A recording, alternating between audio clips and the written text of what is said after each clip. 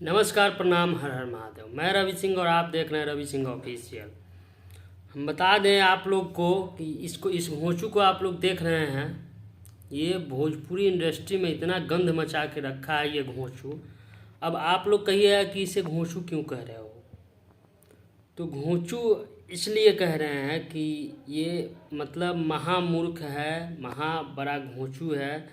और पूरा वीडियो को आप लोग देखिएगा तो समझ में आएगा। इसका एक वीडियो देखा हूँ मैं आज। ये बोल रहा है कि लल्लू पंजू मूवी है हर हर गंगे। हर हर गंगे मूवी इसके सामने लल्लू पंजू है। तो इसको मैं बता दूँ कि बेटा तुम्हारे बाप का जो मूवी है ना, वो अभी सही से बिका तक नहीं है।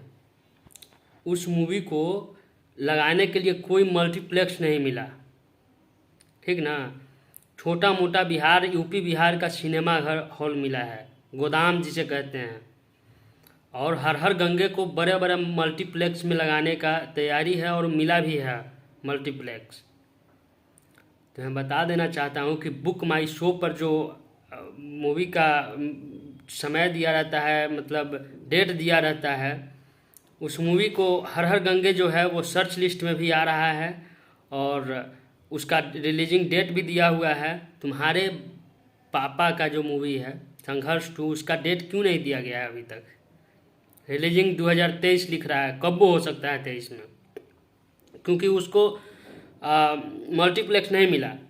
उस मूवी को, जिस मूवी को मल्टीप्लेक्स मिलता है उसी का टिकट बुक होता है बुक माई शो पे, ठीक ना। छोटा मोटा हॉल का टिकट बुक माई शो पे बुक नहीं होता है। इसके कारण तुम्हारे बाबू का मूवी बुक माई शो पे रिलीज नहीं हो पा रहा है, रिलीजिंग डेट नहीं बता पा रहा है। तो तुम लोग बौखला गए हो। बौखलाओ कम, नहीं तो जहाँ मिलोगे ना वहीं पीटेंगे, ठीक है। बेटा सुधर जाओ। हर हर गंगे मूवी बहुत बड़ा मूवी है, बहुत बड़ा, मतलब बहुत बड़ा। तुम्हारे बाबू का जो मूवी है ना, वो मूवी समझ लो लल्लू पंजू। मैं मूवी को तो लल्लू पंजू नहीं बोलूँगा क्योंकि भोजपुरी का सवाल है, भोजपुरी का मूवी है। तुम बोल सकते हो, तुम कुछ भी बोल सकते हो क्योंकि तुम नाजायज औलाद हो, कुछ भी बोल सकते हो। इसके लिए इस वीडियो को ज़्यादा से ज़्यादा आप लोग शेयर कीजिएगा और बुक माई शो पर जा कर के वोट कीजिए।